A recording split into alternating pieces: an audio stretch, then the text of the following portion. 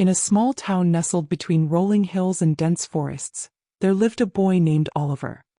He was 12 years old, with tousled brown hair and deep-set blue eyes that seemed to hold the weight of the world. Oliver lived in a modest house on the edge of town with his mother, a single parent who worked long hours at the local diner. His father had left when Oliver was just a baby, leaving behind a silence that echoed through the walls of their home. Oliver's room was a reflection of his solitude. The walls were painted a pale blue, adorned with posters of superheroes and fantasy landscapes. A small desk sat in the corner, cluttered with half-finished drawings and crumpled papers. The bed was unmade, the sheets twisted and tangled, as if they too were trying to escape the loneliness that permeated the air. Every day after school, Oliver would come home to an empty house. His mother would often work late, leaving him to fend for himself. He would heat up a frozen dinner, eat it in silence, and then retreat to his room where he would lose himself in books or video games. The characters in those stories became his friends, filling the void that reality could not.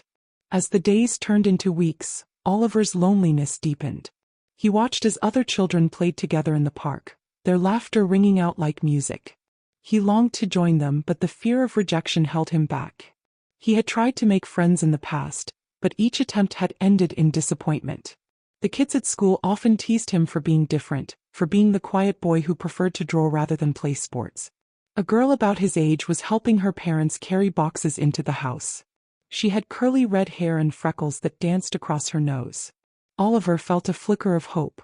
Perhaps this girl could be different. Perhaps she could see him for who he truly was. Days passed, and Oliver watched from his window as the girl, whose name he learned was Lily, played outside with her younger brother. He admired her laughter, the way it seemed to light up the dreary days. He wanted to join them, to be a part of their world, but the fear of stepping outside his comfort zone held him back. One sunny Saturday, Oliver's mother surprised him with a trip to the local fair. It was a rare treat, and for a moment he felt a spark of excitement. As they walked through the fairgrounds, the vibrant colors and sounds enveloped him.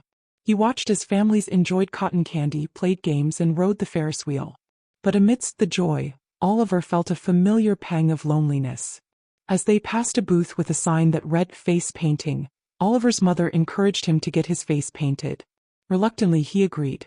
As the artist painted a dragon on his cheek, he caught sight of Lily and her brother nearby. They were laughing, their faces painted with bright colors. Oliver's heart raced. This was his chance. Summoning all his courage, he approached them. "Hi, I'm Oliver," he said, his voice barely above a whisper. Lily turned to him, her eyes sparkling with curiosity. "Hi, I'm Lily. I love your dragon," she exclaimed, pointing to his cheek. For the first time in a long while, Oliver felt a warmth spread through him. They began to talk, and to his surprise, Lily was kind and genuine. They discovered they shared a love for drawing and stories. As the sun began to set, casting a golden hue over the fair, Oliver felt a connection he had longed for.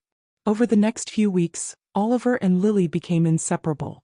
They spent afternoons drawing together in the park, sharing their favorite books and exploring the woods behind their houses. For the first time, Oliver felt seen.